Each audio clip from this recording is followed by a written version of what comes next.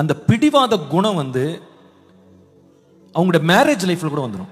அதாவது நான் ஒன்று சொன்னேன், என்னுடைய பார்ட்னர் வந்து அது வேணான்னு சொல்றாங்கன்னா அது எப்படி நீ வேணான்னு சொல்லுவ? அது எப்படி நீ வேணான்னு சொல்லுவ? நான் சொல்லிட்டேன்ல, நான் தானே ஃபர்ஸ்ட் சொன்னேன், சொன்னதை செய். அது வந்து அவங்க ஒய்ஃப் ஒரு காரியத்தை சொல்லுவாங்க, இப்படி செய்யலான்னுவாங்க. ஆனா ஹஸ்பண்ட் வந்து சில வழியில அதெல்லாம் வேணாம். எதுக்கு வேணான்னு சொன்னார்னா வம்புக்குனே வேணான்னு. நீ சொல்லிட்டல்ல, அதனால நடக்கக்கூடாது, நான் என்ன சொன்னேனோ அதான் நடக்கணும். இதே போல சில ஒய்ஃப்ஸ் வந்து பயங்கர கண்ட்ரோலிங்கா இருப்பாங்க, தன்னுடைய கணவனை வந்து பயங்கர கண்ட்ரோல் பண்ணுவாங்க.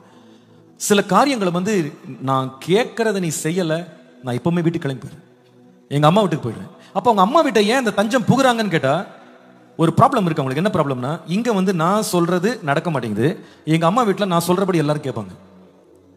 இந்த அடமெண்ட் ஸ்பிரிட் வந்து சில பேருக்கு வந்து ரத்தத்திலே ஊறி போயிருக்குது. இது நீங்க நான் டீப்பா அனலைஸ் பண்ணும்போது கண்டுபிடிச்சிருக்கேன்.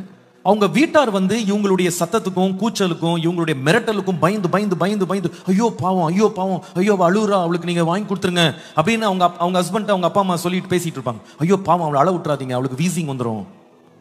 புரியுதுங்களா நான் சொல்றது? ஐயோ அவனை அழ விட்டுறாதீங்க, ஒரே பையன் பாவம், அவனுக்கு வாங்கி கொடுத்துருங்க.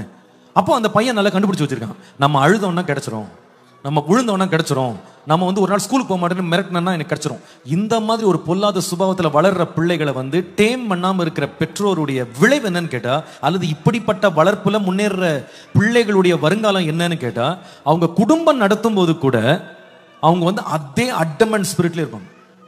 நான் என்ன நினைச்சனோ அதான் நடக்கணும், நான் கேட்கறது எனக்கு கிடைக்கணும், நான் பேசிட்டேன்னா யாரும் மறுத்து பேசக்கூடாது.